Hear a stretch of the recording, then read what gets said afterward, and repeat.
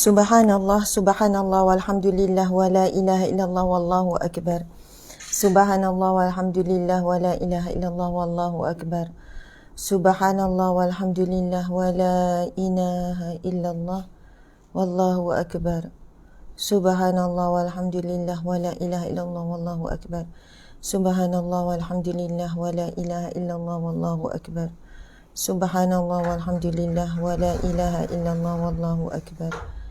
Ustaz, Atikah tak jumpa lagi. Atikah, nanti panggil tau. Okay. A'udzubillahi minasyaitanirrajim. Bismillahirrahmanirrahim. Assalamualaikum warahmatullahi wabarakatuh. Alhamdulillah. Alhamdulillahi rabbil alamin. Wassalatu wassalamu ala asyrafil anbiya'i wal mursalin wa ala alihi wa sahbihi ajma'in. Alhamdulillah, segala pujian kita rafa'kan. Rafa' tu maksudnya kita rafa'at tu tinggi. Kita tinggikan, kita angkat kepada Allah Subhanahu wa taala. Segala pujian kita rafa'kan kepada Allah Subhanahu wa taala. Kita tujukan, kita tinggikan kepada Allah Subhanahu wa taala. Wassalatu wassalamu ala asyrafil anbiya'i wal mursalin. Selawat dan salam buat junjungan agung Nabi Muhammad sallallahu alaihi wasallam. Allahumma salli wa sallim ala sayyidina Muhammad. Allahumma salli wa sallim ala sayyidina Muhammad wa ala alihi wa sahbihi ajma'in. Allahumma salli ya Allah, rahmatilah. Wa sallim ya Allah, berilah kesejahteraan ala nabiyyina Muhammad, ke atas nabi kami Muhammad sallallahu alaihi wasallam. Wa ala alihi, ke atas ahli keluarga baginda, wa sahbihi, dan ke atas para sahabat baginda, ajma'in, semuanya. Subhanallah, indahnya. Pagi-pagi kita telah mendoakan, kita telah memohon satu permohonan untuk orang-orang yang paling utama di sisi Allah, untuk orang-orang yang mulia, untuk orang-orang yang saleh. Dan kita tahu doa yang kita berikan kan secara sembunyi kepada saudara kita adalah doa yang makbul. Itu hadis Nabi SAW. Sesungguhnya doa yang secara sembunyi yang kamu berikan kepada ahli keluarga, kepada saudaramu secara sembunyi, itu adalah doa yang makbul. Doa yang makbul. Nabi kata, ada malaikat yang berada di kepala kita yang akan mengucapkan amin bagimu jua. Subhanallah. Dan bila kita mendoakan kepada sebaik-baik manusia, iaitu Nabi Muhammad sallallahu alaihi wasallam, kemudian ahli keluarga baginda, kemudian kepada para sahabat, inilah antara orang-orang yang terutama kan dari sudut rankingnya, kedudukannya di kalangan manusia. Kita tak tahulah kita ni berada di ranking mana. Kita ada tak di sisi Allah, ada kedudukan ke tidak? Allahu akbar. Muslimin muslimat, mungkin kita tidak ada apa-apa kedudukan di sisi Allah. Kita bukan sesiapa pun di sisi Allah. Namun mudah-mudahan barakah kita berselawat kepada Nabi sallallahu alaihi wasallam. Ada bahagian kita di sisi Rasulullah kelak. Ada syafaat Rasulullah untuk kita. Subhanallah. Sebab itu dalam satu hari paling kurang kita berselawat kepada Nabi 1000 kali. Jika mampu. Tak mampu, kita letaklah 500 kali. Tak mampu juga, janganlah kurang daripada 100 kali. Malulah kita kata sayang Nabi, selawat pada Nabi pun kurang 100. Malulah kita kata kita nak syafaat Nabi tapi malas beramal untuk mendapat syafaat Nabi. Sabda Nabi SAW, orang yang paling dekat denganku di mahsyar kelak adalah orang yang paling banyak berselawat kepadaku. Hadis yang lain Nabi sebut, orang yang paling dekat denganku di mahsyar kelak, orang yang paling baik akhlaknya. Subhanallah, Allahu akbar. Muslimin muslimat yang dirahmati Allah sekalian, apa khabar semua? Mudah-mudahan semuanya dalam rahmat, dalam kasih sayang, dalam barakah, dalam ketenangan. Masya Allah, insya Allah seperti biasa kita akan mulakan majlis ilmu kita, kuliah Riyadhus Salihin, kuliah taman orang saleh. Kita gunakan kitab Riyadhus Salihin kita. Kita mulakan dengan bacaan Al-Fatihah, kemudian 10 ayat awal Al-Kahfi, 10 ayat akhir dan Asma'ul Husna. Masya. Asmaul Husna tu kan saya tahu. Saya tak boleh, nafas saya tak cukup. Macam tu. Lagi-lagi kalau pagi-pagi nafas kita lagi pendek kan. Jadi saya baca, tak adalah ikut lagu tu semua tu. Subhanallah. Dah pergi. Oh. Okay. Bismillahirrahmanirrahim. Bismillah.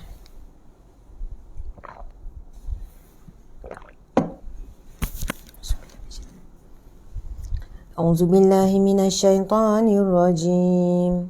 Bismillahirrahmanirrahim. Sama-sama ya semua sahabat-sahabat. Alhamdulillahi rabbil alamin. Ar-Rahmanir-Rahim. Maliki yaumiddin. Iyyaka na'budu wa iyyaka nasta'in. Ihdinas siratal mustaqim. Siratal ladzina an'amta 'alaihim ghairil maghdubi 'alaihim waladdallin. Amin. A'udzu billahi minasyaitonir rajim. Bismillahirrahmanirrahim. Alhamdulillahilladzi anzala ala 'abdihi al-kitaba wa lam yaj'al lahu 'iwaja qayyiman liyunzira ba'san shadidan min ladunhu wa yubashshiral mu'minin alladhina ya'maluna as-salihati anna lahum ajran hasana makithina fihi abada wa yunzira alladhina qalu ittakhadallahu walada ma lahum bihi min 'ilmin wala li abaihim kaburat kalimatan takhruju min afwahihim إن يقولون إلا كذبا فلعلك باخع نفسك على آثارهم إن لم يؤمنوا بهذا الحديث أسفا إنا جعلنا ما على الأرض زينة لها لنبلوهم أيهم أحسن عملا وإنا لجاعلون ما عليها صعيدا جرزا أم حسبت أن أصحاب الكهف والرقيم كانوا من آياتنا عجبا إذ أوى الفتية إلى الكهف فقالوا ربنا آتنا من لدنك رحمة وهيئ لنا من أمرنا رشدا. أعوذ بالله من الشيطان الرجيم. الذين كانت أعينهم في غطاء عن ذكري وكانوا لا يستطيعون سمعا أفحسب الذين كفروا أن يتخذوا عبادي من دوني أولياء إنا أعتدنا جهنم للكافرين نزلا قل هل ننبئكم بالأخسرين أعمالا الذين ضل سعيهم في الحياة الدنيا وهم يحسبون أنهم يحسنون صنعا أولئك الذين كفروا بآيات ربهم ولقائه فحبطت أعمالهم فلا نقيم لهم يوم القيامة وزنا ذلك جزاؤهم جهنم بما كفروا واتخذوا آياتي ورسلي هزوا إن الذين آمنوا وعملوا الصالحات كانت لهم جنات الفردوس نزلا خالدين فيها لا يبغون عنها حولا قل لو كان البحر مدادا لكلمات ربي لنفد البحر لنفد البحر قبل أن تنفد كلمات ربي ولو جئنا بمثله مددا قل إنما أنا بشر مثلكم يوحى إلي أنما إلهكم إله واحد فمن كان يرجو لقاء ربه فليعمل عملا صالحا ولا يشرك بعبادة ربه أحدا Sadaqallahul Azim. Okey, kita akan bacakan Asmaul Husna. A'udzubillahi minasyaitonir rajim. Bismillahirrahmanirrahim. Nas'aluka ya man huwallahu alladhi la ilaha illa huwar rahmanur rahim.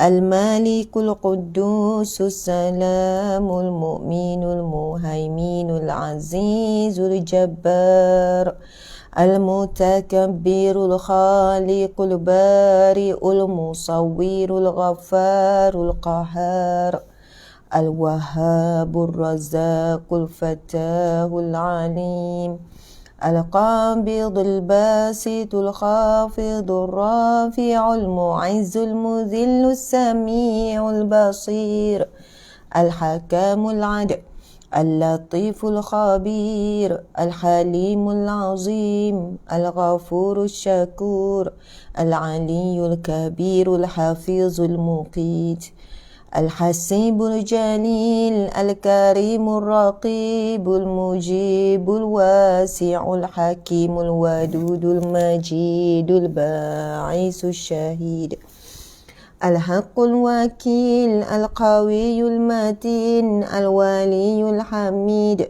المحصي المبدئ المعيد المحيي المميت الحي القيوم الواجد الماجد الواحد الأحد الصمد القادر المقتدر المقدم المؤخر الأول الآخر الظاهر الباطن الوالي المتعالي البر التواب المنتقم العفو الرؤوف المالك الملك ذو الجلال والإكرام المقسط الجامع الغني المغني المانع الضار النافع النور الهادي البديع الباقي الوارث الرشيد الصبور الذي ليس كمثله شيء وهو السميع البصير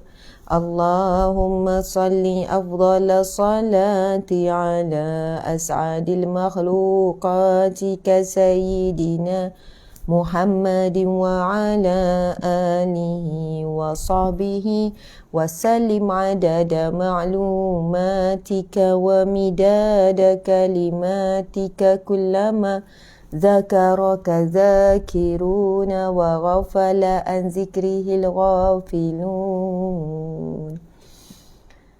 Alhamdulillah, subhanallah, alhamdulillah, alhamdulillah. Alhamdulillah, muslimin muslimat yang dirahmati Allah sekalian, apa khabar semua? Anda hadir majlis ilmu ini daripada mana?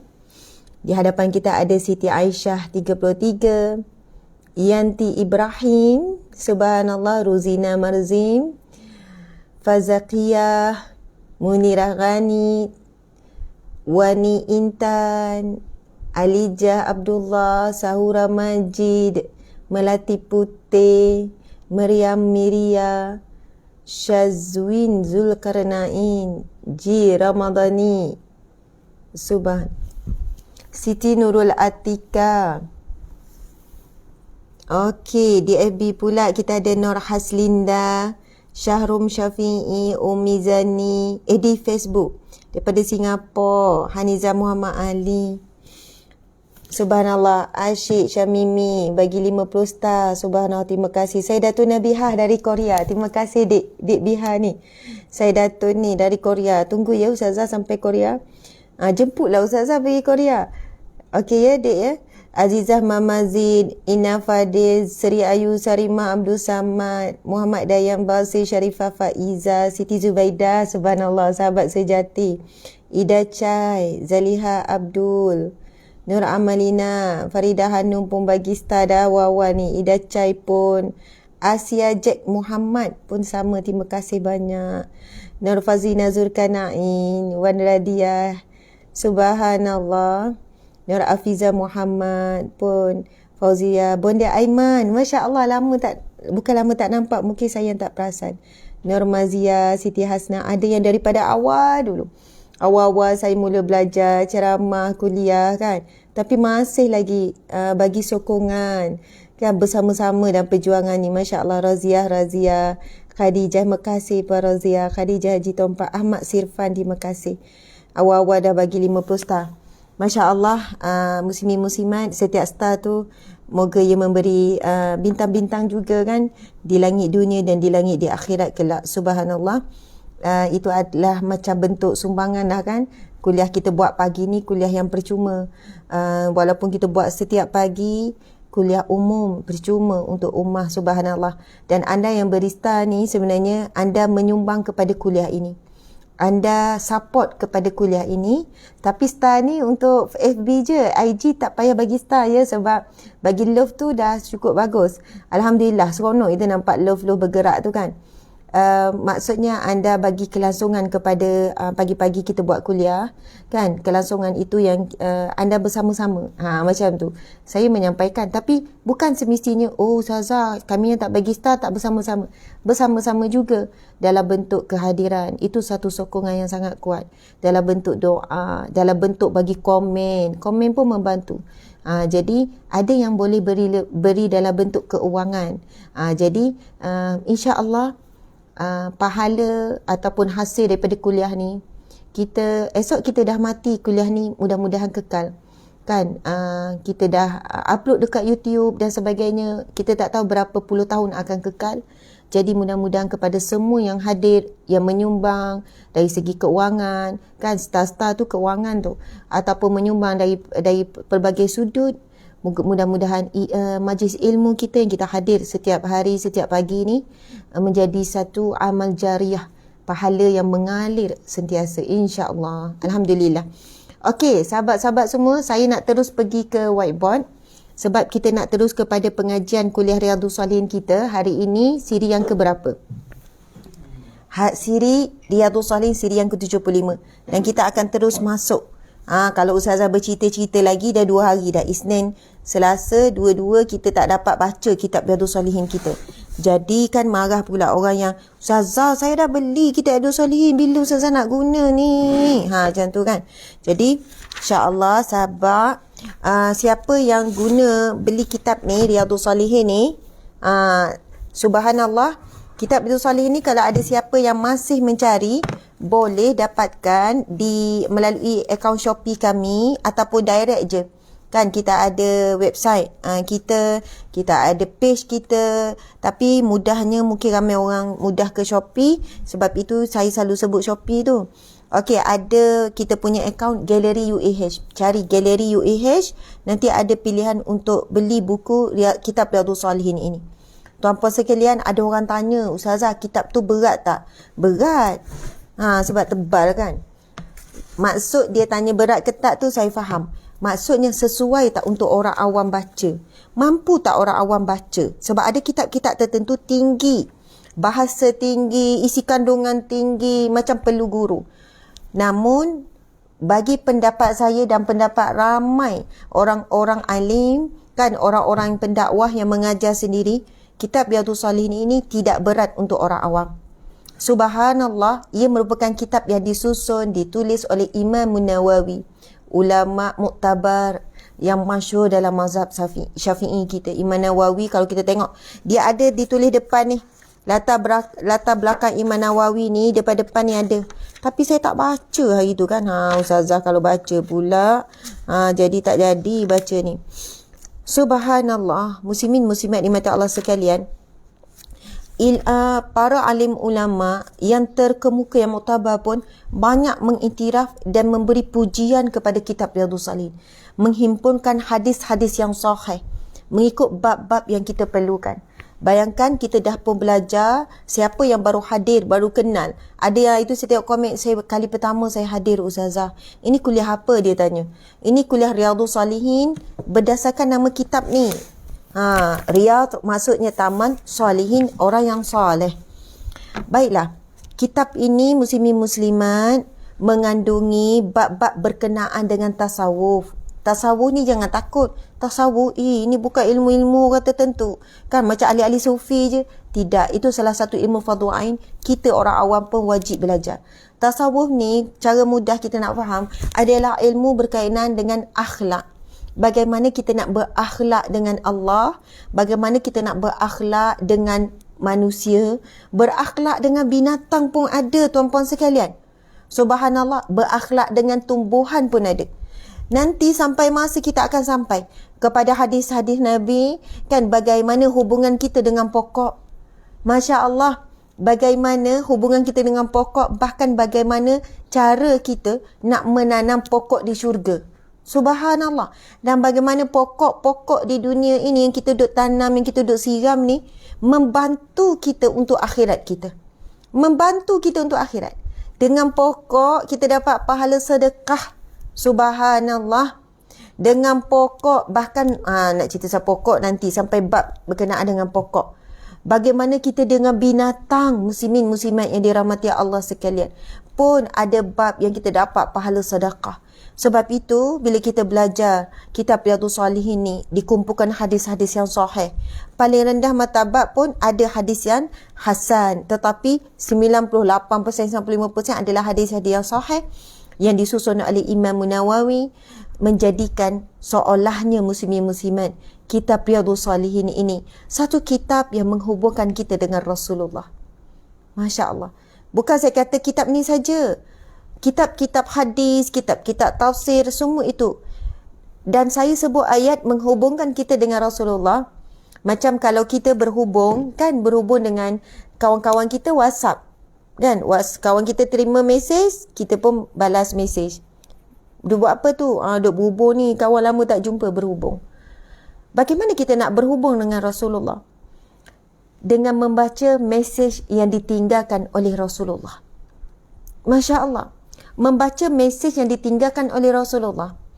Kalau kita kan muslimin muslimat, arwah ayah dah pergi contohnya, arwah ibu dah pergi, arwah suami dah pergi, contoh saja ya, muslimin muslimat di mata Allah sekalian. Bila dah pergi, apa yang menjadi penghubung kita? Mungkin ada tulisan mereka, mungkin ada WhatsApp yang selama ni kita WhatsApp semasa arwah hidup. Kita mesti tak padam. Kita akan simpan mesej tu.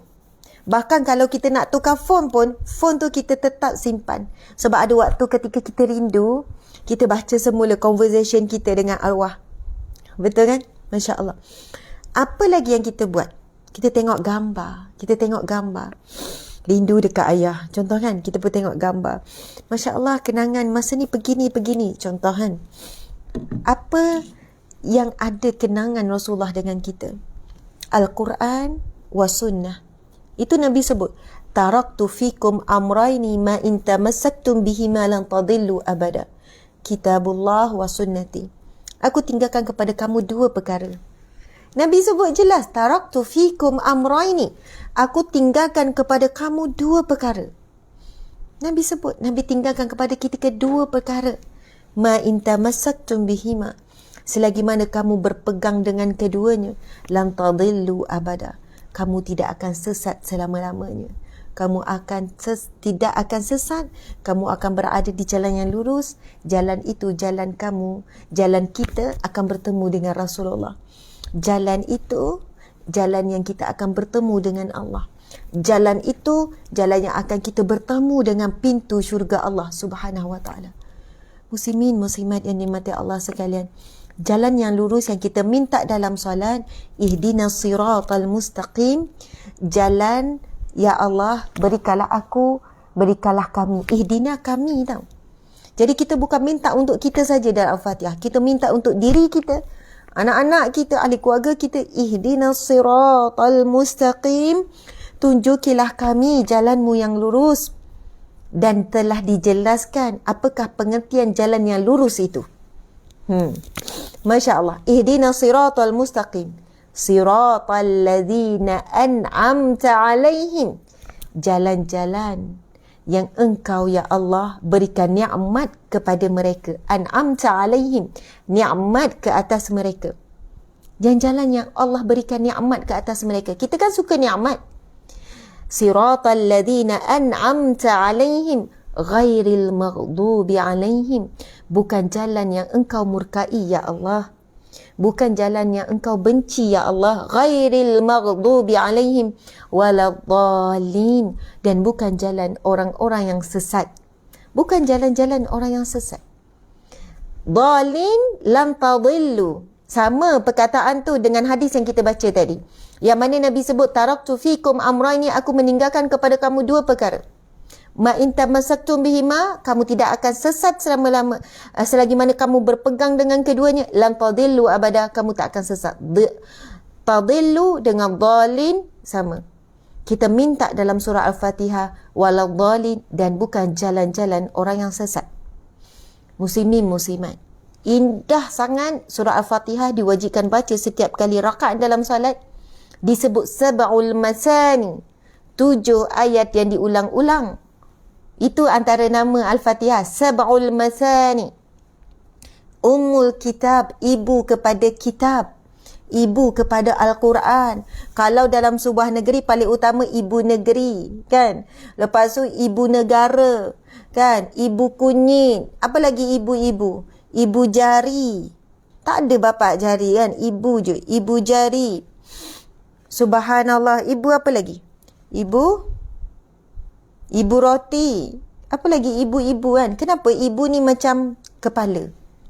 Muslimin muslimat ini mata Allah sekalian. Bila sebut Ummul Quran, Ummul Kitab, kerana di sana ada banyaknya hadis, ada hadis Nabi sallallahu alaihi wasallam.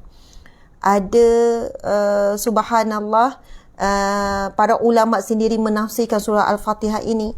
Kenapa dipilih dan diwajibkan dibaca dalam setiap rakaat dalam solat. Masya Allah. Muslimin muslimat, kita minta, saya nak ulas sikit je. Ihdinas siratal mustaqim, siratal ladzina an'amta alaihim.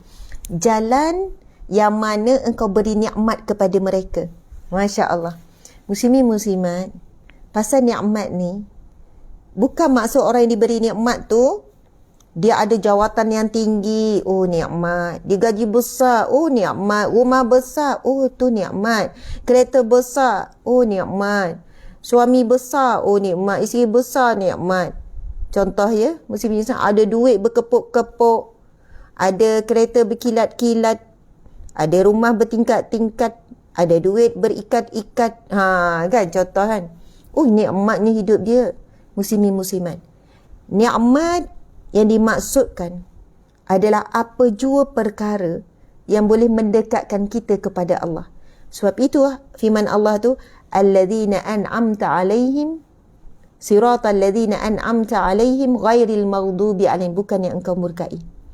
Jika rumah yang Allah berikan kepada kita mendekatkan kita kepada Allah, rumah itu menjadi tempat kita berkasih sayang. Kasih sayang, Ustazah dapat pahala, yang berkasih sayang dapat pahala. Kita duk mesra-mesra dengan suami dapat pahala. Kita duk mesra-mesra, peluk-peluk anak, gosok-gosok kepala, gosok-gosok belakang, dapat pahala. Bercakap elok-elok dapat pahala. Subhanallah, Allahu Akbar. Nabi SAW sebut apa? Man la yarham la yurham. Orang yang tidak menyayangi, dia tidak disayangi. Dan subhanallah, ada hadis Nabi ni dalam kitab ni berkenaan dengan bab kasih sayang saja. Betapa Allah sangat menyayangi orang yang mempunyai kasih sayang. Seorang yang penyayang disayang Allah. Seorang penyayang disayang Allah. Dia sayang, dia pandai tunjuk kasih sayang. Ini kepada yang berhak lah ni ya, yang halal ya. Yang haram jangan pula kita bagi, itu berdosa besar lah pula. Tunjuk kasih sayang pada kucing, pada binatang, pada pokok dan sebagainya. Orang yang penyayang disayang oleh Allah Subhanahu Wa Taala. Dalam rumah kita ni kita bina kasih sayang. Kan, letak tepilah ego, letak tepilah emo, perempuan dengan emo, lelaki dengan ego. Lepas tu dalam rumah inilah kita solat, kita baca Quran, kita zikrullah. Ya Allah, apa jua yang Allah beri dan mendekatkan kita kepada Allah, itu nikmat. Itu nikmat. Tapi kalau rumah ini jadikan tempat untuk berhibur, lepas tengok TV tu, lepas drama tu, tempat berhibur. Bunyi TV tu 24 jam. Tempat main game. Tempat untuk makan-makan je. Kan sikit makan sambil tengok TV apa semua. Masya Allah, sikit sangat. Solat, muju ada solat je. Tapi bab Al-Quran sama-sama berjemaah tak ada contohnya. Muslimin muslimat yang dimati Allah sekalian, Nabi pernah berpesan, jangan kamu jadikan rumah kamu seperti kuburan, iaitu rumah yang tidak dibacakan Al-Quran. Kamu jangan jadi seperti kubur rumah kamu. Pernah pergi kubur? Ada tak orang yang bila pergi kubur kan tempat yang hening, ya Allah, cik suami. Lama juga kita pergi kubur kan, lama. Yelah kubur arwah tu, yelah kita pergilah bila balik. Muslimin muslimat, sebenarnya bagus kita bawa dan anak-anak pergi kubur. Tak kisah kubur tu ada tak arwah-arwah orang yang terdekat. Rumah kita mesti ada tempat kubur-kubur dekat ke jauh. Pergi. Kalau dululah selalu bawa, tapi sebab PKP semua tu kan tak boleh, sekarang dah boleh. Bawa je anak-anak, turun daripada kereta, mereka pun tengok. Ya Allah, Umi, ya ni kubur, Masya Allah. Ya, ni tempat kita besok. Umi pun akan duduk sini. Tu yang anak saya kata, Umi, esok Umi meninggal, tanam dalam rumah je lah.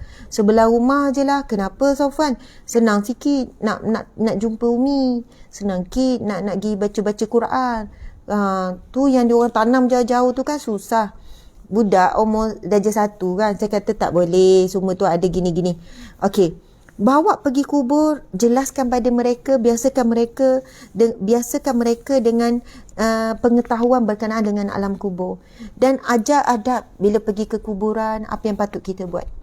Kan, jangan berlari-lari, ahli kubur ini sekian-sekian, lepas tu Assalamualaikum ya ahli diyar, kan, Assalamualaikum ahli kubur. Kita pun baca Al-Fatihah, kita niatkan untuk ahli kubur. Lepas tu kadang kita bacalah ayat kursi, kita selawat, subhanallah. Muslimin muslimat, itu kaedah kita mengajar dan mendidik anak kita. Esok bila kita meninggal, dia datang menyantuni kita begitu. Dia datang ziarah kita begitu. Subhanallah, semai ziarah kubur, kita baca tengah hari semalam, Nabi sendiri memerintahkan, ziarahlah kubur, Nabi kata, kerana ia akan mengingatkan kamu kepada kematian dan juga akhirat. Masya Allah. Okey, tengok Ustazah tak mula lagi. Okey, kita akan pergi ke ni. Jadi tuan-puan, kita kena faham ya, nikmat yang kita minta di dalam surah Al-Fatihah itu, apa jua yang Allah berikan di atas dunia ini, semuanya nikmat apabila mendekatkan kita kepada Allah.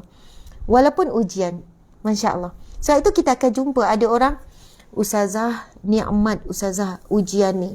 Ujian apa puan? Saya kanser.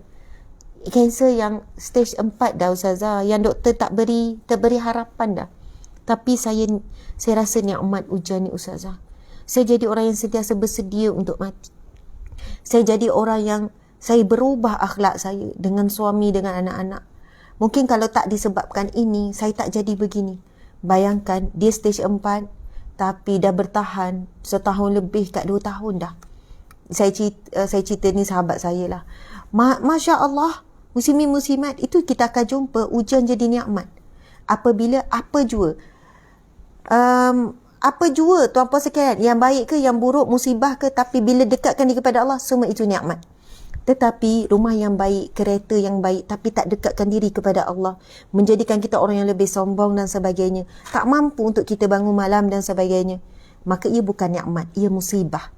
Sesuatu yang nampak seronok, nikmat, tapi jauhkan kita daripada Allah, itu musibah. Ada penghalang, dunia menghalang kita dengan Allah. Tapi bila dunia mendekatkan kita kepada Allah, maka itu nikmat. Sebab tak salah pun kita ambil dunia ni. Sebab dalam doa pun kita minta, Rabbana atina fid dunya hasanah wa fil akhirati hasanah wa qina azabannar. Ya Allah, aku mohon kepadamu, ya Allah, bahagian duniaku baik, bahagian akhirat juga baik.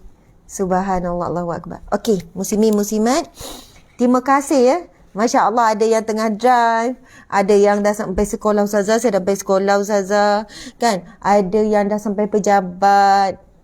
Saya faham tu muslim-muslimat. Ustazah, saya kena live dulu, nanti saya tengok semula sambungan. Boleh, tak ada masalah. Saya tahu pagi-pagi ni ramai dah yang masuk kerja, ramai dah cikgu-cikgu masuk sekolah, ramai dah anak-anak yang ibu bapa kena hantar. Okey, jom.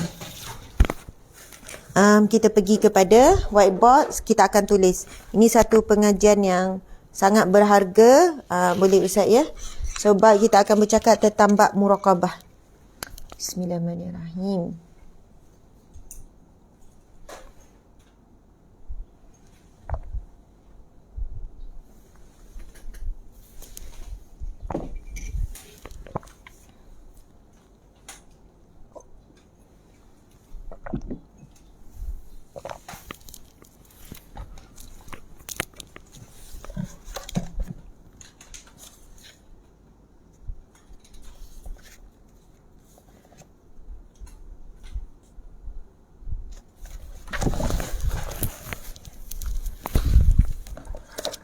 Subhanallah, muslimin muslimat yang dirahmati Allah sekalian. Muraqabah.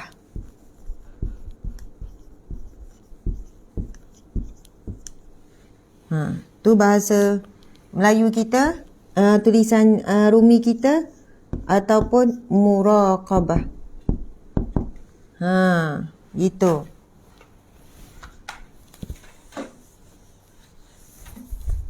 Boleh ya?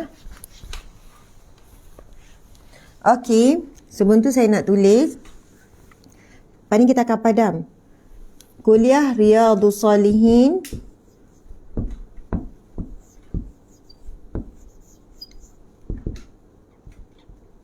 Kuliah Riyadhus Salihin.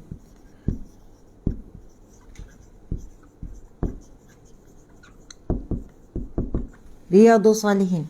Maksud dia Taman Orang Soleh.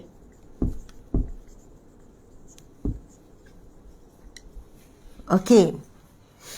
Hari ini siri yang ke berapa? Siri yang ke 75.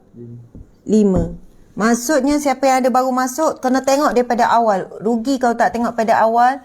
Banyak perkongsian-perkongsian ilmu yang saya tak ulang dah. Maksudnya saya tak ulang lah bila dah pergi naik siri ni.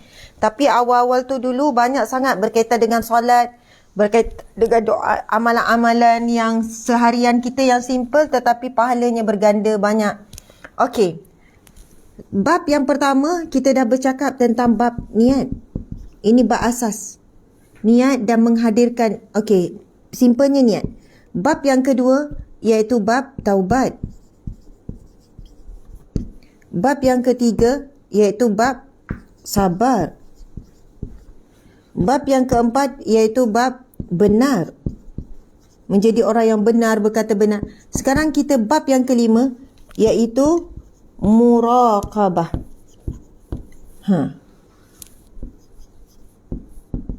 Ini saja je saya ulang balik. Taubah, lepas tu sabar, lepas tu benar. Sebenarnya ini sebab memang dalam bahasa Arab pun niat. Ini bahasa Melayu sebenarnya kita sebut kena bertaubat, niat, sabar, semua tu asal pada bahasa Arab. Perasan tak? Niat, taubat, sabar. Benar ni sidik. Sidik. Okey. Muraqabah. Muraqabah ejaan dia muraqabah. Jadi yang sebelum ni kita tak ulang balik lah ni. Saya cuma nak terangkan bab muraqabah ni sikit. Sebab sebagai mukadimah tajuk kita. Muraqabah, dia asal perkataan qaraba. Apa maksud qaraba? Ustaz, apa maksud qaraba, encik suami? Ya, qarib kan? Ya, dekat. Dekat. Kalau bahasa Melayu kita, tahu tak perkataan apa? Cuba cik suami teka. Apa perkataan yang ni dekat? Yang dekat perkataan dengan qoroba. Bahasa Melayu kita kan akrab. Akrab tu. Dia pun datang daripada root word perkataan asal dia qaraba, qarib. Kan kita sebut apa? Kawan karib. Betul tak kawan karib? Masya Allah. Kawan karib. Kawan karib. Kawan karib. Masya Allah. Kawan karib.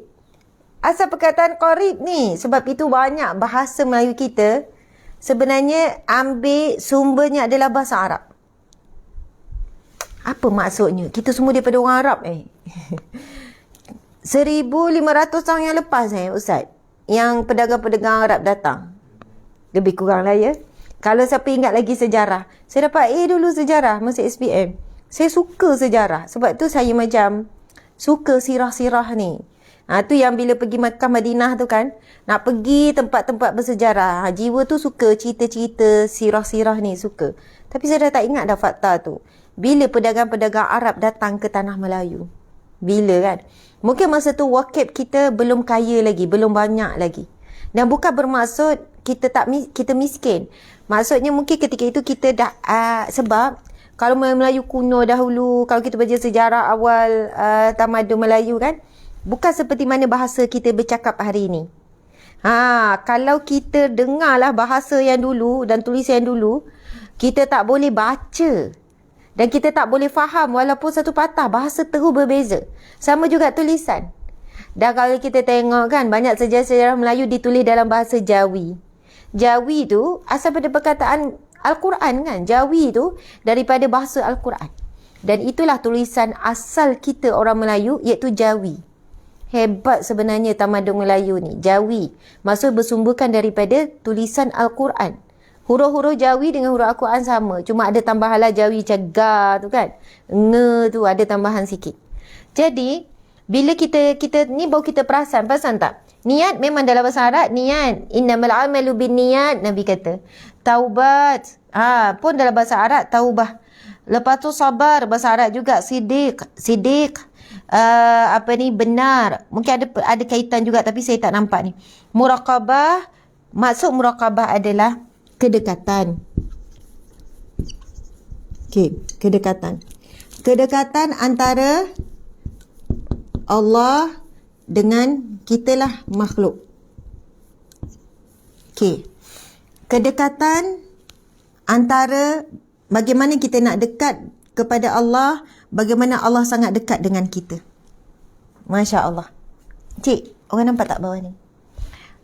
Kedekatan ni, muraqabah ni, bagaimana ini bab yang sangat best bila kita kupas. InsyaAllah saya akan tambahkan dengan kisah-kisah orang yang sangat dekat dengan Allah, bagaimana kehidupan mereka. Masya Allah. Muraqabah adalah bagaimana kedudukan Allah yang sangat dekat dengan kita dan bagaimana kita dekat dengan Allah Subhanahu Wa Taala. Dan sebenarnya kita tidak pernah berpisah dengan Allah walaupun satu saat. Allah tidak pernah melepaskan pandangannya kepada kita. Allah tidak pernah meninggalkan kita. Hanya kita yang tinggalkan Allah. Hanya kita yang lupakan Allah. Allahu Akbar. Subhanallah. Akhirnya kita ni memang bab muraqabah ni bab yang banyak menyentuh hati. Saya baca awal-awal ni, muqaddimah pun, ya Allah, saya rasa macam muhasabah diri. Rasa rendah diri. Sebab apa nanti kita tengok. Kenapa? Sebab permulaan tu bermula dengan satu firman Allah yang sangat powerful. Kita tengok akrab, qaraba, qarib. Kan kita panggil kawan karib. Kawan karib masuk kawan. Ini kawan karib saya ni. Asal perkataan kawan qarib, iaitu kawan yang dekat. Jadi akrab. Saya dengan suami saya akrab. Encik suami masuk kejap, lama tak masuk. Masuklah. Lama tak masuk. Saja ya. Ni kawan karib saya. Ini saya dengan suami akrab. Macam tu kan. Dia punya akrab tu. Subhanallah. Memang cik suami. Tak sama warna tak apalah sebab kat rumah.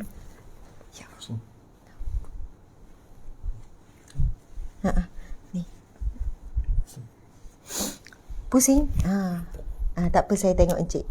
Pusing boleh. Encik suami nak suruh pusing. Subhanallah. Nampak sepah.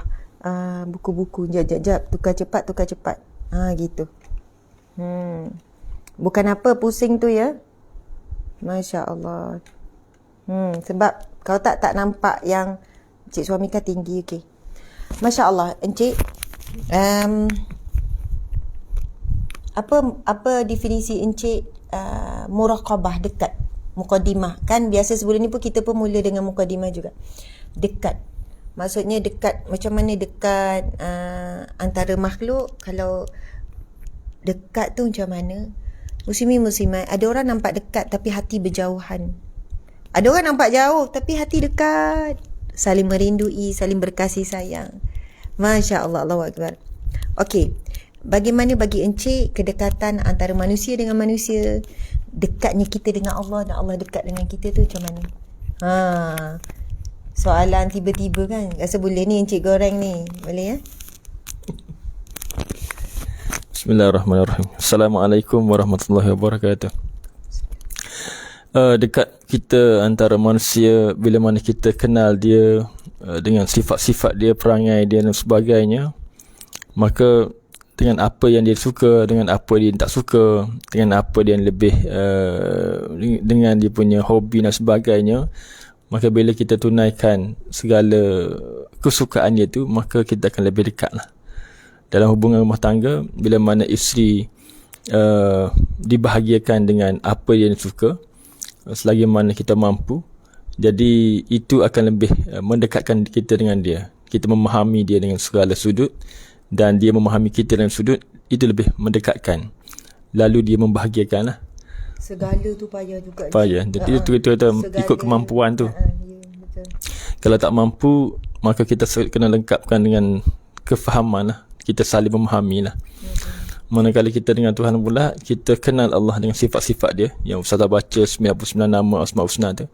Bila kita rasa kenal pencipta kita yang sebenar ni dengan sifat-sifat dia, maka timbullah rasa kasih sayang, rasa rindu pada Allah, rasa tenang, rasa hidup bertuhan. Sebab dengan kehebatannya Allah ada itulah yang memberi satu kita motivasi untuk terus kuat, untuk terus melalui sifat Al-Qawi dia, sifat dia adalah kita kenal dia sifat Al-Qawi yang kuat, maka kita lebih rasa yakin Allah akan sentiasa bersama kita walaupun dalam apa juga keadaan. Yang mengenali sifat-sifat dia adalah yang mendekatkan kita dengan dia. Jadi itu antara, manakala manusia ni sayangnya, kasihnya boleh kita tingkatkan juga melalui sifat kesukaan, suka dan juga apa yang kita boleh berikan kepada pasangan lah. Itulah. Encik berdebar ya. Encik terkejut siang Encik. Masya Allah. Dah lama tak masuk live ni. Dah lama tak jemput saya. Lah. Masa dekat Mekah Madinah jemput. Ni dalam kuliah Riyadhus Salihin. Tapi sebenarnya saya nak relate dengan perkataan yang Encik guna tadi. Dengan manusia kan kita akan jadi akrab, rapat bila kita tunaikan keinginan. Macam isteri kena tahu juga apa yang suami suka, apa yang suami tak suka. Jadi buat yang dia suka dan tinggalkan apa yang dia tak suka. Cubalah semampu yang boleh kan. Tapi maksudnya untuk segala tu mungkin tak mampulah. Segala yang dia tak suka tinggal, segala yang dia nak kita ni semampu yang boleh. Dan kita boleh relate dengan bila kita nak dekat dengan Allah, kita buat apa yang Allah suka.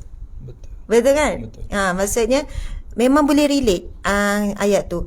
Kita buat apa yang Allah suka dan kita tinggalkan apa yang Allah tak suka. Betul. Dan itulah antara hubungan kita dengan Allah. Hubungan kita dengan Nabi pun sama. Betul. Kita buat apa yang Nabi suka dan kita tinggal apa yang Nabi tak suka. Okey. Benda tu basic sebenarnya kan. Kucing pun sama. Kita buat apa yang kucing suka dan kita tak buat apa yang kucing tak suka. Kucing suka apa Encik?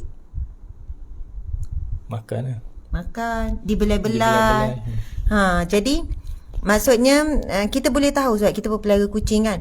Dia tak suka macam disegar-segar, jadi terkejut, dia pun lari, dia macam ketakutan.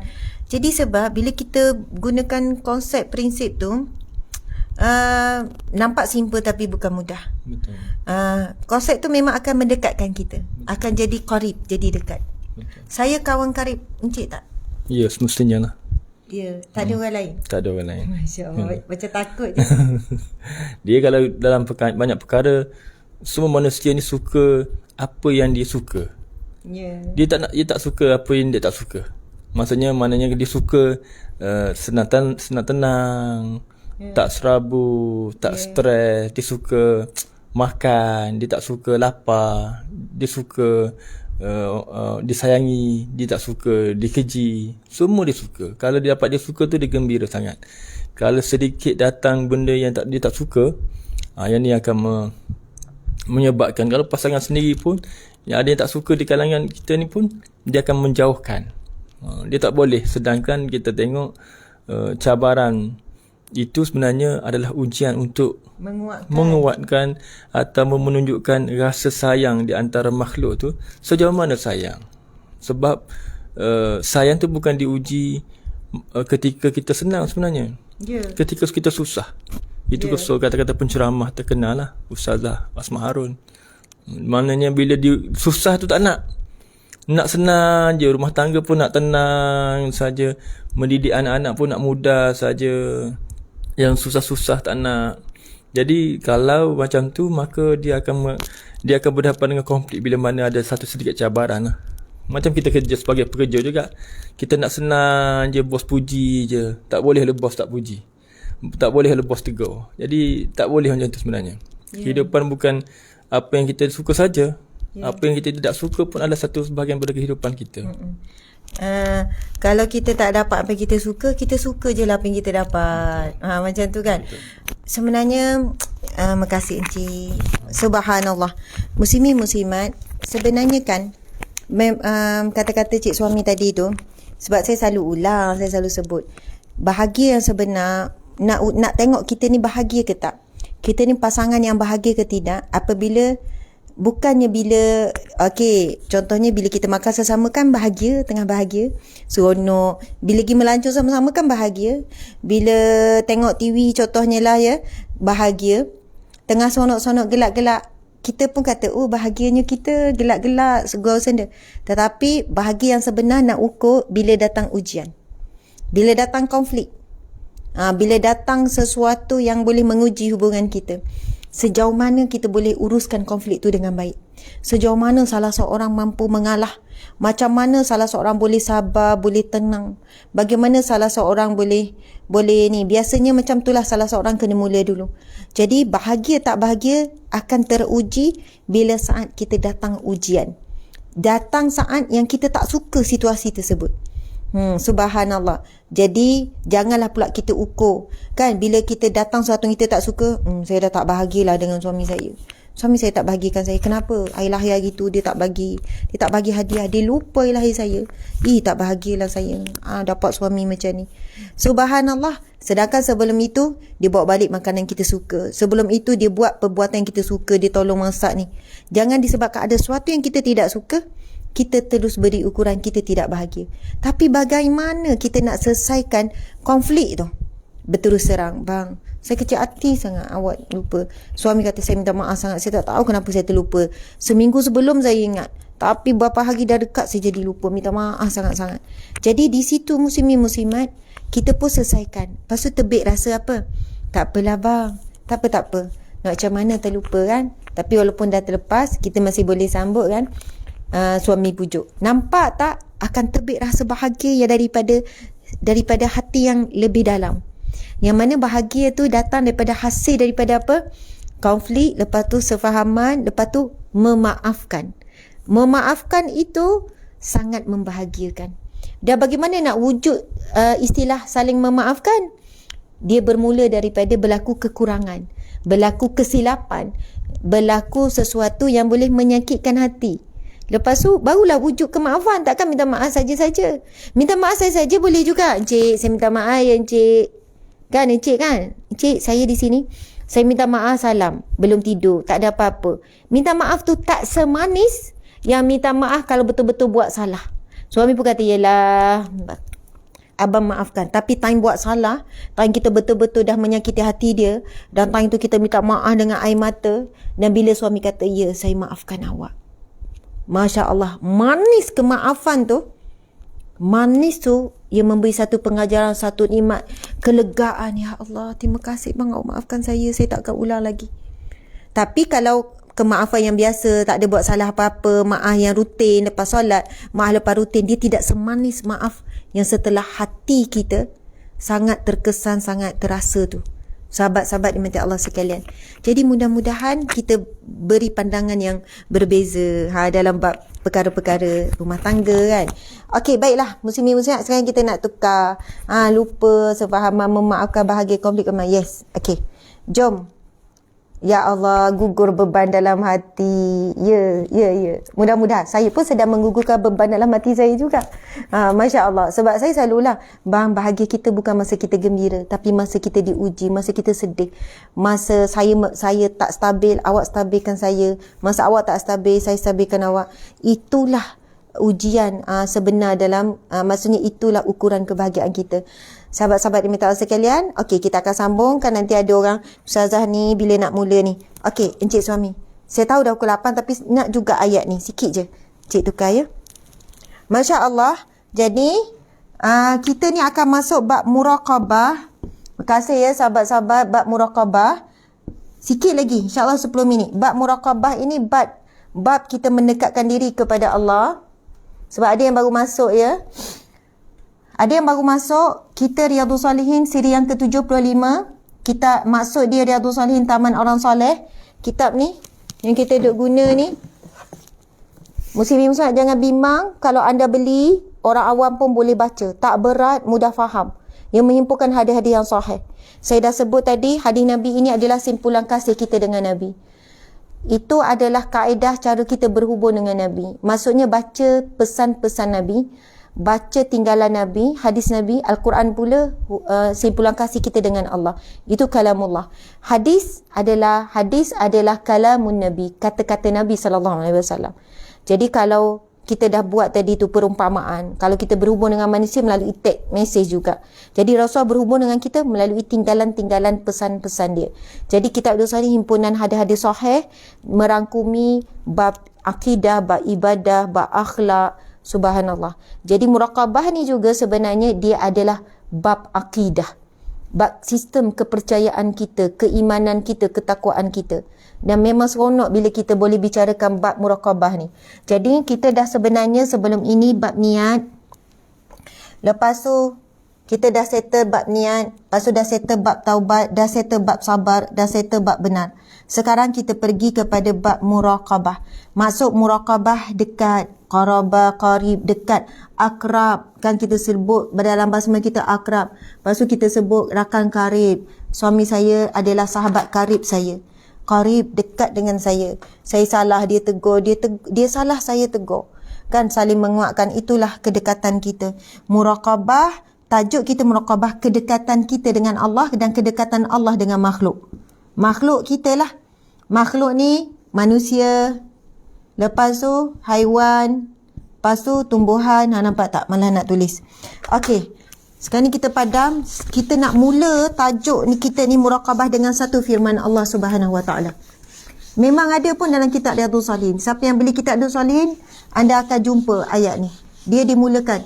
Biasa setiap bab akan dimulakan dengan firman Allah. Barulah pergi kepada hadis Nabi sallallahu alaihi wasallam bab muraqabah. Okey. Firman Allah Subhanahu Wa Taala. Bismillahirrahmanirrahim.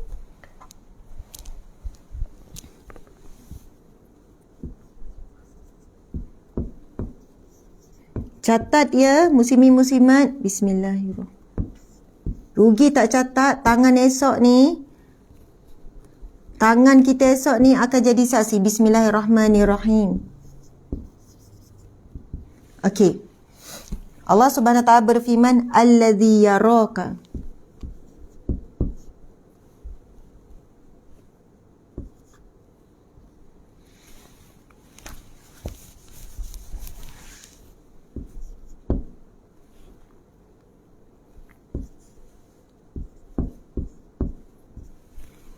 Alladhi yaraka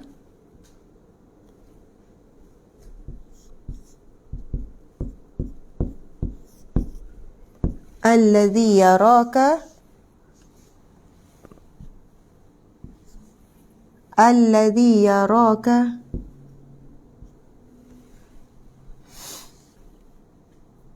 hina taqum, hina taqum,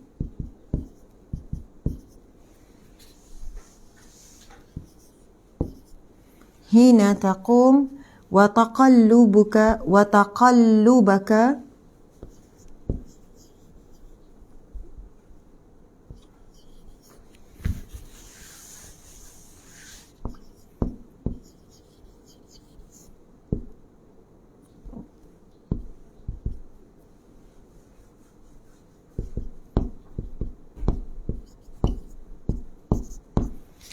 wa taqallubaka fi sajidin. Okey, pendek saja muslimin muslimat. Fi sajidin.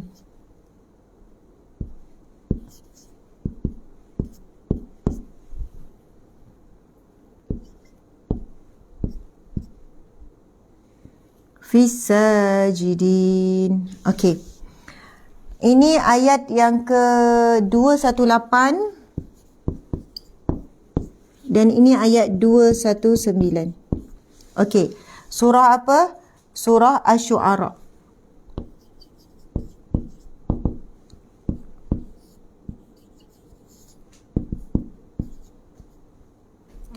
Surah Asy-Syu'ara.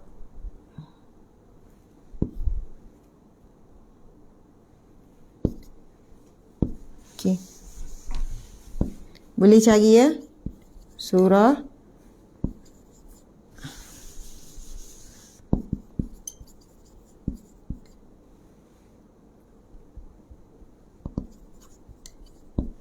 Okey. Muslimin muslimat yang dirahmati Allah sekalian, mari kita tengok maksud dia. Bismillahirrahmanirrahim. Bi ni maksud dia dengan bismi.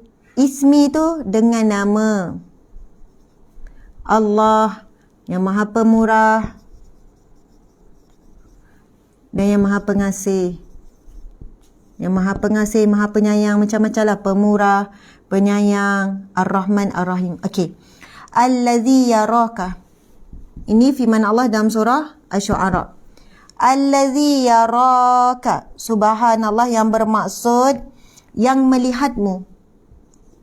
Allazi ni yang, yaraka, yang melihatmu.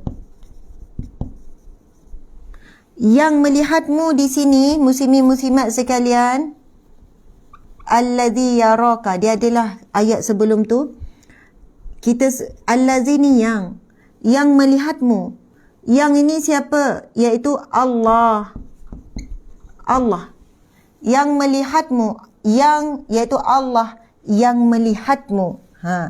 Hina taqum, yang melihatmu semasa kamu bangun ataupun beri. Hina ni semasa.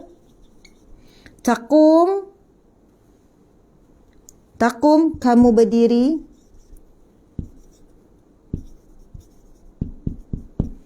Hina taqum semasa kamu bangun, berdiri ataupun kamu bangun.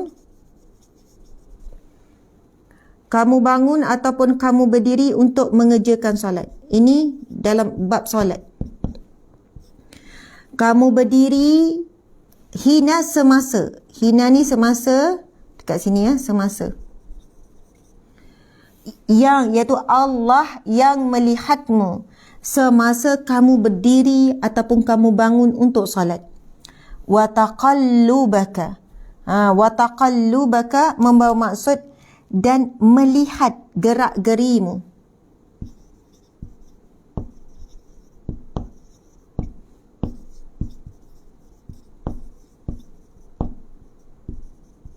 Melihat gerak-gerimu fi, di, ataupun pada.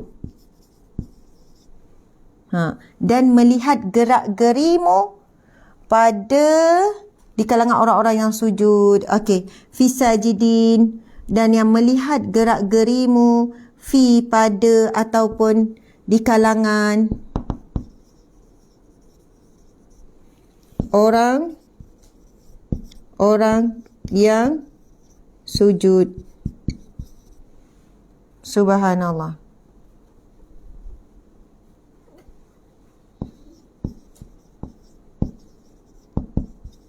Okey. Muslimin muslimat yang dirahmati Allah sekalian. Kita tengok secara umum ayat ni. Sebenarnya dia ada maksud yang lebih panjang. Allazi, Allah yang melihatmu semasa takum hina takum, semasa kamu berdiri ataupun bangun bangkit untuk solat. Wa taqallubaka, dan Allah yang melihat gerak-gerimu. Dan penglihatan taqallubaka di sini, Allah melihat dengan teliti gerak-gerimu. Dan gerak-gerimu ini fisajidin, pada kalangan ataupun bersama dengan orang-orang yang sujud. Dan wa taqallubaka di sini ia bukan berkenaan dengan sujud saja. Allah melihat gerak-gerimu. Gerak-gerimu apa? Berdiri, rukuk, semua. Kita sebut apa? Iktidal, sujud, duduk antara dua sujud, tahiyat, semua. Apa yang saya tak sebutkan pun, wa taqallubaka di sini membawa maksud dan melihat gerak-gerimu ketika solat, iaitu termasuklah kamu berdiri ke, rukuk ke, iktidal ke, semuanya dalam perhatian Allah. Allah tengok kita. Allah tengok dan teliti apa yang kita buat. Bahkan Allah melihat ke dalam hati kita ketika sujud, ke dalam hati kita ketika kita rukuk, ketika kita duduk tahiyat dan sebagainya. Bagaimana kedudukan hati kita ketika itu? Ingat Allah ataupun ingat selain Allah. Sedang kita sujud, kita sedangkan merendahkan diri kepada Allah ataupun masih lagi dengan penuh sifat sombong dalam diri. Masya Allah, Allahu Akbar. Jadi bila sebut wa taqallubaka, dan Allah melihat, dan Allah melihat gerak-gerimu, berdiri, rukuk, iktidal, sujud dalam solat, fisajidin, kamu di kalangan orang-orang yang sujud. Okey. Muslimin muslimat, boleh je siapa nak ambil gambar dulu, sebab apa saya nak ni. Boleh ambil gambar dulu sebab kita akan pergi kepada setiap-setiap patah perkataan. Okey, dah ya. Saya nak selit cerita sikit. Ketika dalam perjalanan balik daripada Mekah, masa pergi okey. Sebab kami bertolak malam, kan? Bila bertolak malam, sama juga sebenarnya, lepas tu bertolak malam juga. Tapi bila kita bertolak malam, kita sampai di Madinah, kita sampai di Jeddah sebelum subuh. Masya Allah. Sebab kita di airport sini kita dah selesai kan, solat maghrib, solat isyak. Jadi kita tak ada menempuh waktu solat. Bila sampai sana subuh. Bila waktu sana subuh, kita pun solat subuh. Jadi tak menempuh. Tetapi bila perjalanan balik daripada Mekah, lepas tu kita perjalanan balik ke Malaysia, kita bertolak pukul 2 pagi Encik Suami. Pukul 3 pagi. Bila 3 pagi, kita menempuh beberapa negara tu. Jadi ia melibatkan ada solat subuh dan melibatkan solat zuhur dan asar. Sebab sampai di Malaysia, pertukaran waktu tu. Sebab sampai di Malaysia, waktu maghrib. Sampai Malaysia dalam pukul 8 gitu kan. 8 malam. Jadi nampak tak? Kami menempuh perjalanan atas flight tu, waktu subuh, waktu zuhur, waktu asar. Okey. Jadi, apa yang perlu dibuat, wajib dibuat ialah wajib solat menghormati waktu. Dan saya perhatikan ramai orang Islam tak jaga bab ni bila dia travel. Dia travel ke luar negara, travel lah ke mana-mana, tak jaga bab solat bila melibatkan di atas kapal terbang. Sebab apa? Yelah nak solat macam mana? Kiblat pun kita tak tahu. Kiblat pun berubah-ubah. Nak solat macam mana kan? Kita bukan sah pun. Tetapi wajib kita buat solat yang menghormati waktu. Okey, jadi macam mana kita nak tahu waktu? Saya bila naik, yang saya bimbang, saya duk fikir pasal solat. Kita sebab kena solat juga walaupun atas kapal terbang. Okey, yang saya usaha buat adalah saya akan panggil pramugari. Saya panggil, lepas tu saya tanya, Muslim, okey, jumpa yang Muslim. Contoh jumpa yang Muslim. Adalah seorang pramugari ni yang selalu saya nampak dia macam, okey, dia mesra kan. Dia pun selalu layan kita apa dan sebagainya. Bukan selalu layan, maksudnya kita boleh nampak ada pramugari yang macam mesra gitu, kita pun senang hati nak minta tolong dengan dia. Lepas tu saya panggil, Sebelum itu saya dah tanya beberapa orang kan yang saya jumpa, saya kata boleh tahu tak waktu solat masuk bila, waktu subuh masuk bila. Dia pun kata you boleh check. Maksud kita boleh nampak ada yang kurang nak membantu. Tapi ada seorang pramugari ni bila kata okay, I will let you know kan. Saya akan bagi tahu kamu nanti bila masuk waktu subuh. Lepas tu saya pun macam bimbang. Nanti kan kalau saya tertidur, saya pesan lagi, panggil lagi. Nanti mungkin saya tertidur sebab saya sangat penat. Saya dah panjat 2 bukit, siap cerita lagi. Kan dia kata, ya Allah, gini-gini kan. Okey, mungkin saya tertidur. Jadi tolong kejutkan saya untuk solat subuh. Lepas tu, dia pun kata, okey. Lepas tu, memula dia jawab macam dia tak tahu juga. Lepas tu saya kata, tolong tanya pilot. Mesti pilot tahu bila masuk waktu subuh. Pilot Muslim ke tak? Dia kata pilot Muslim. Mesti pilot tahu. Sebab pilot kan tahu dari segi dia orang mesti tahulah waktu masuk fajar, waktu subuh kan. Jadi, saya dah tidur sebab kepenatan ni kan. Alhamdulillah, dia datang kejut. Miss, prayer time. Masya Allah. Lepas tu kan, Zuhur Asar pula. Saya dah bimbang. Saya panggil lagi dia. Tolong bagi tahu saya tak tahu ni pukul berapa ni, bila masuk Zuhur, bila masuk Asar. Lepas tu, masa tu kita berhenti sekejap di daripada Mekah kena berhenti dekat mana? Maldives. Okey. Lepas tu pilot keluar kan. Pilot pun tanya, kenapa customer tu macam ada masalah apa? Saya pun cakap kat pilot, nampak lelaki tu kan. Saya perlu tahu waktu Zuhur, waktu Asar. Lepas tu pilot, tak apa, saya akan bagi tahu, nanti ni bagi tahu. Lepas tu, saya pun bagi tahulah pramugari tu, minta maaf ya susahkan awak. Dia kata, no. Dia cakap apa? Masa tu kan saya rasa macam, saya ambil gambar dengan dia. Saya pun menitik air mata. Dia cakap, saya ucap terima kasih sangat pada kamu. Dia ucap terima kasih pada saya pula. Terima kasih. Why? Kenapa? Sebab kamu selalu tanya pasal waktu solat. Saya solat. Saya dah lama tak solat. Masya Allah, bayangkan tuan-puan sekalian. Maksudnya mungkinlah dia pramugari gini-gini kan. Lepas tu dia kata sebab kamu tanya pasal solat, kamu asyik duk tanya pasal waktu solat dan kamu solat, saya pun solat. Thank you very much. Terima kasih sangat-sangat. Sebab dia Muslim juga tapi pramugari kan, mungkinlah bergaul-gaul, orang lain pun tak solat, pun dah lupa solat. Jadi kata saya pun start solat balik. Thank you very much. Subhanallah. Itu kenangan saya baru ni. Tapi saya nak cerita satu kenangan ni sebab kita cakap pasal solat, Allah perhati kita ni. Bila masuk waktu solat, Allah perhati kita. Bila hamba-Ku ini, bila kita ni nak solat, nak jumpa dia ni. Dan bila solat, Allah perhati kita muslimin muslimat. Adakah kita dah diberi kurniaan Allah pergi Mekah, pergi Madinah buat umrah, sebaik daripada tu masuk kapal terbang tidur sampai-sampai. Kita kata tak apalah, nak macam mana qada. Kita kena buat juga solat menghormati waktu.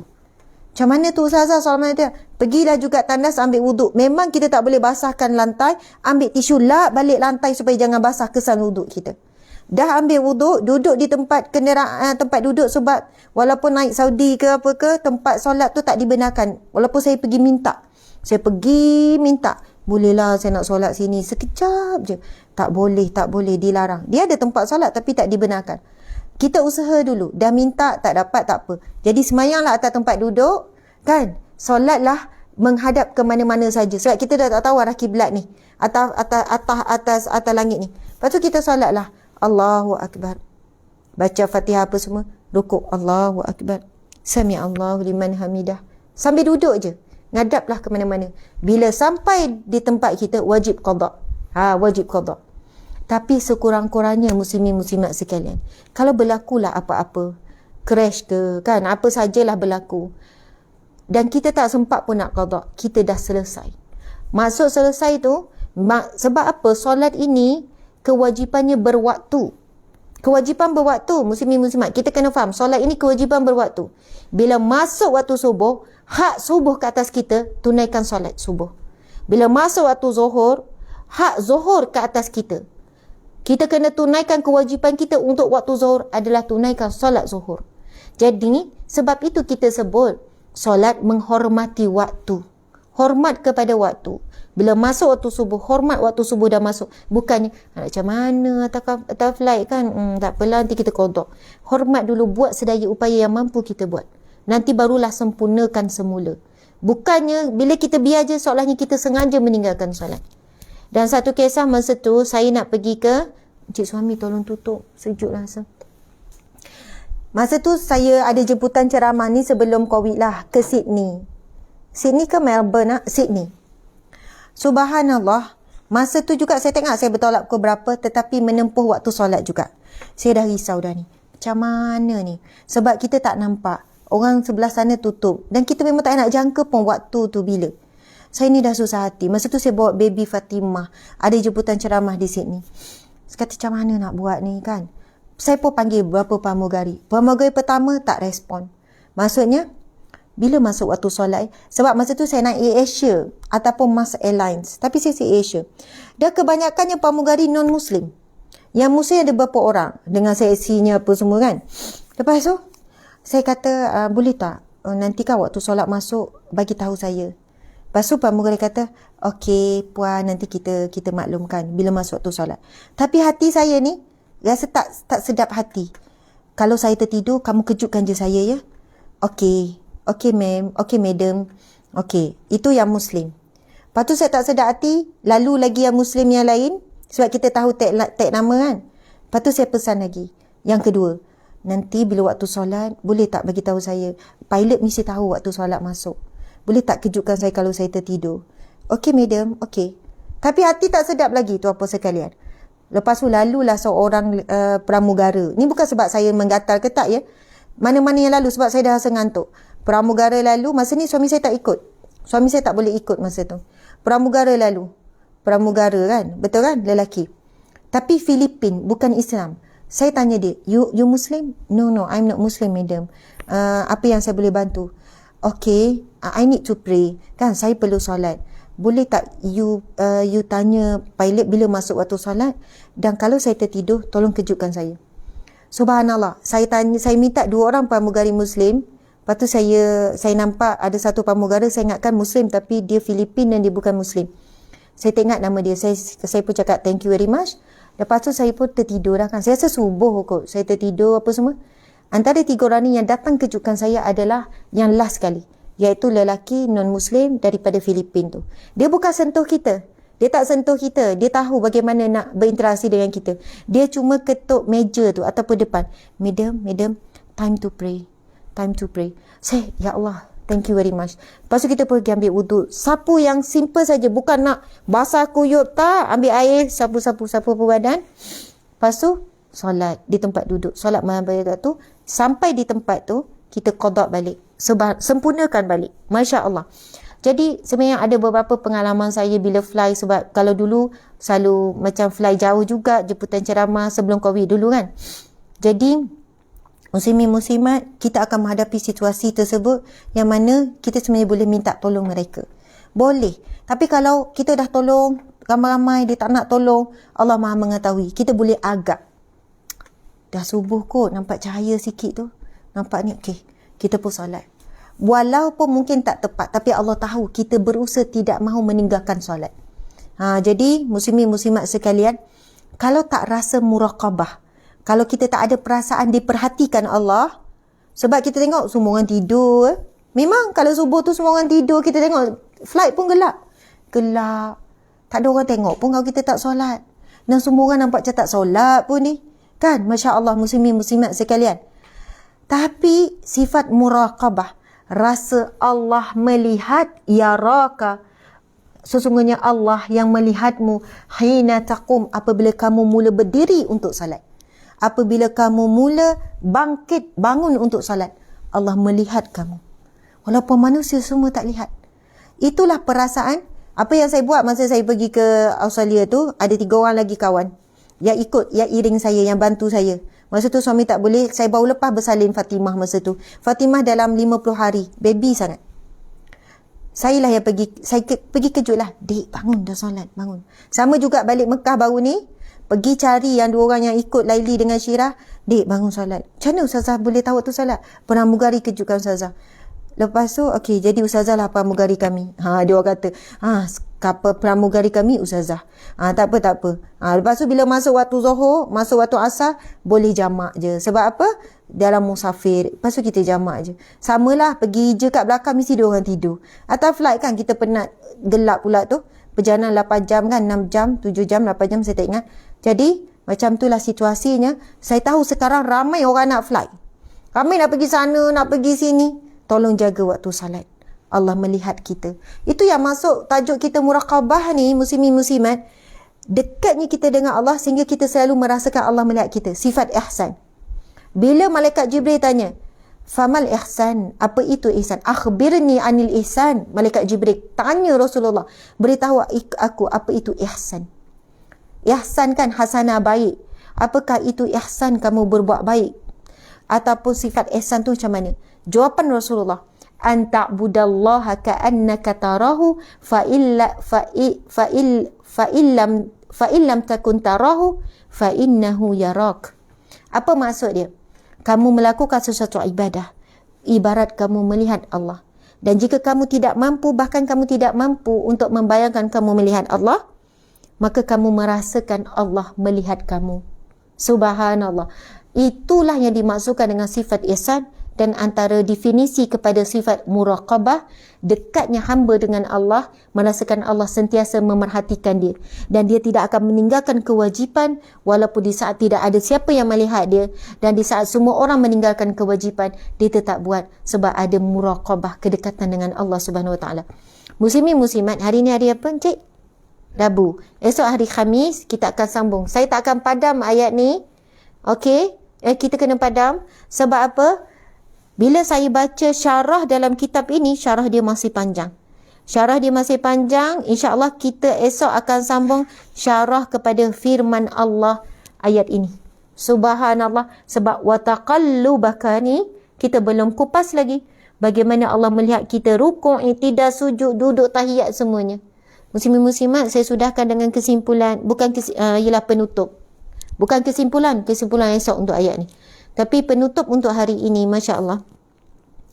Waktu kita solat, daripada kita berdiri tegak, kan i'tidal tu, Sami Allahu liman hamidah, Rabbana walakal hamd. Maksud dia apa? Sami Allah, Allah maha mendengar.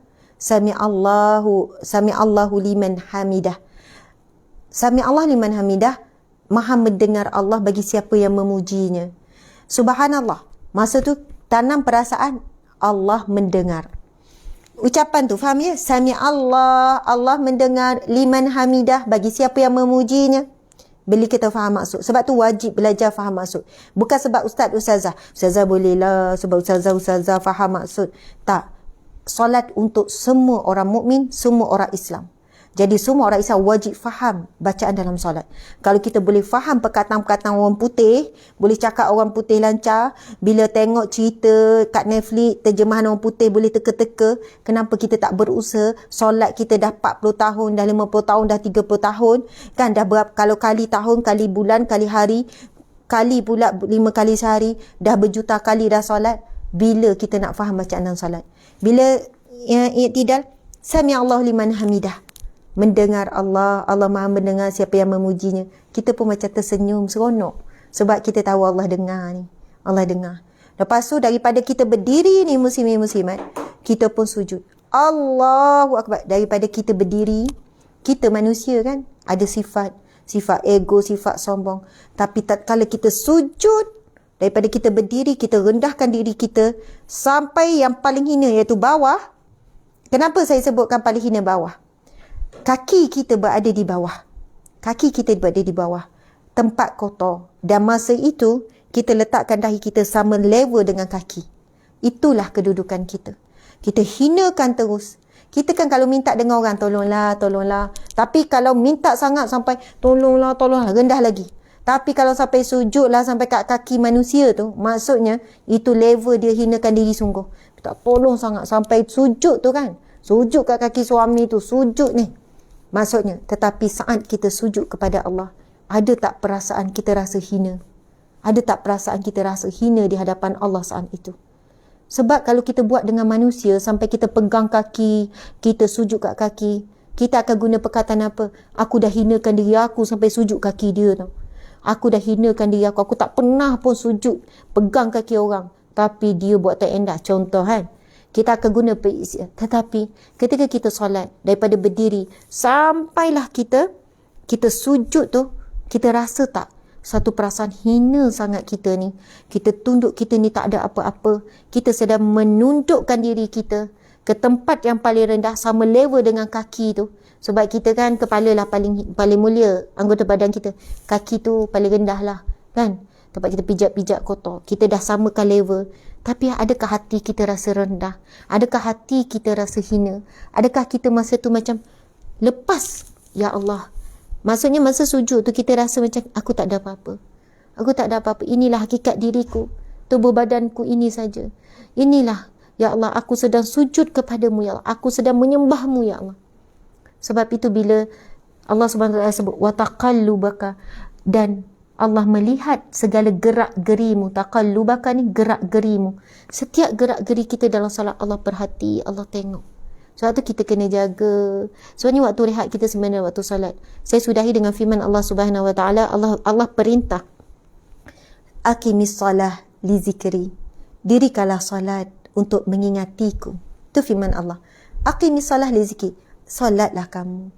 Dirikanlah aqim, taqum. Bangun, bangkitlah untuk solat, untuk ingat kepadaku. Muslimin muslimat, kita hidup 24 jam. Banyak ingat tentang diri kita. Banyak ingat pasal anak, pasal suami. Ingat pasal kerja. Ingat pasal dunia.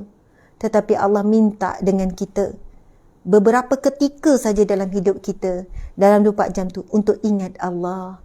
Untuk ingat Allah sekejap saja. Kalau kita solat Zuhur 10 minit, kalau campur doa, solat dengan tertib 10 minit. Asar 10 minit. Campur-campur 5 waktu 30 minit saja. Tapi Allah kurniakan kita nikmat 24 jam untuk kita buat benda-benda lain. 24 jam yang lain-lain nak buatlah. Tapi Allah minta kita 30 minit je sehari. 10 minit, 10 minit, 10 minit, 10 minit. Kan 30 minit saja sehari. Ingatlah waktu itu. Ingat betul-betul kepada Allah. Muslimin muslimat di mata Allah sekalian, kita takut sangat. Paling kita takut apa? Waktu yang pendek kita dengan Allah pun tak selesai. Waktu pendek tu pun dengan Allah, Allah tak terima. Sebab apa? Kita tak ingat Allah dalam solat. Muslimin muslimat di mata Allah sekalian, sebab itu saya kata tajuk muraqabah ni tajuk yang sangat mendalam. Saya sedang muhasabah diri saya. Saya sedang koreksi diri dan hati saya juga. InsyaAllah kita solat Zuhur nanti. Lepas habis ni kita solat duha kan. Kita solat Zuhur sebentar nanti. Solatlah betul-betul. Cuba untuk ingat Allah. Bila kita ingat Allah, Allah akan ingat pada kita. Dan Allah akan bantu segala urusan hidup kita. Subhanallah. Allah tak paksa kita untuk ingat dia sepanjang masa, sepanjang saat. Walaupun Allah berhak. Tetapi Allah minta kita, aqimis salah li zikri. Dirikan salat untuk mengingatiku. Masya Allah, lembut sangat. Allah ya latif, Allah yang maha lembut. Allah ya halim, yang maha santun dengan kita. Allah ya basir, yang maha sabar. Allah sangat sabar dengan kita. Allahu Akbar. Alhamdulillah. Sekian. Wabila taufiq wal hidayah. Assalamualaikum warahmatullahi wabarakatuh. Mohon maaf salah dan silap. Sekali lagi saya nak mengajak muslimin muslimat, sahabat-sahabat yang dirahmati Allah sekalian, untuk bersama-sama masuk ke webinar kita. Tinggal lagi 2 hari. Hari Sabtu ini, webinar cara bijak Rasulullah mendidik keluarga. Masya Allah, pada 13 November, hari Sabtu ini. Tuan-puan boleh pergi ke page ataupun ke IG, ataupun boleh saja terus komen, nanti kita akan DM, ataupun DM kita di IG, sebab komen IG akan hilang. Jadi Masya Allah, muslimin, ataupun komen jadi live, nanti kita akan hubungi. Cara bijak Rasulullah mendidik keluarga ni, muslimin muslimat sekalian, kita akan berkongsikan kaedah-kaedah yang praktikal. Bagaimana Rasulullah mendidik anak, mendidik kanak-kanak, Rasulullah didik isteri. Kan di situ kita boleh belajar kaedah acuan Rasulullah, sunnah Nabi yang praktikal. Yang bukan kita kata, oh tak relevan lah cara Nabi dengan zaman sekarang. Tak. Bila kita belajar, sangat relevan. Dan sangat mudah, sangat praktikal. Paling utama, bila kita buat kaedah Nabi, barakah. Pertolongan Allah mesti datang. Buat sunnah Nabi, menghidupkan image Rasulullah dalam rumah tangga kita. InsyaAllah. Rugi sangat kalau tuan-puan tak hadir kan perkongsian kita ini 1 hari secara praktikal. Siapa yang nak taja, nak bagi infak pun boleh. Kita bagi percuma kepada orang yang tidak mampu. RM60 saja. Ini adalah ikhtiar dan usaha kami untuk menjana pendapatan bagi menampung kos-kos operasi kerja dakwah dan kerja amal kami. Staf ada lebih kurang 100 orang dengan kos operasi dan sebagainya. Ini adalah ikhtiar kami. Jadi kita saling memberi. Kan kami memberi berkongsi ilmu, kalian pula memberi dari segi sumbangan, kita saling memberi, saling menerima dan saling memberi. Alhamdulillah, terima kasih semua. Wabillahi taufiq wal hidayah. Assalamualaikum warahmatullahi. Kita tangguhkan dengan tasbih kafarah dan surah wal-'az. Bismillahirrahmanirrahim. Subhanakallahumma wa bihamdika asyhadu an la ilaha illa anta astaghfiruka wa atubu ilaik. Bismillahirrahmanirrahim. Wal-'az innal insana lafi khusr illa allazina amanu wa 'amilus solihat wa tawasaw bil haqqi wa tawasaw bis sabr. Sadaqallahul azim. Selamat bekerja semua. Saya tahu ramai yang sedang berada di tempat kerja, sangat terbaik. Selamat bekerja. Saya doakan anda semua dipermudahkan Allah dalam urusan kerja. Kepada ibu-ibu yang berada di rumah, suami-suami berada di rumah, selamat menjalankan tugas sebagai pengurus hal ehwal domestik, pengurus rumah tangga. Subhanallah, moga tetap kuat, ceria, sabar menghadapi apa jua ujian Allah Subhanahu Wa Taala. Okey, jumpa lagi. Subhanallah.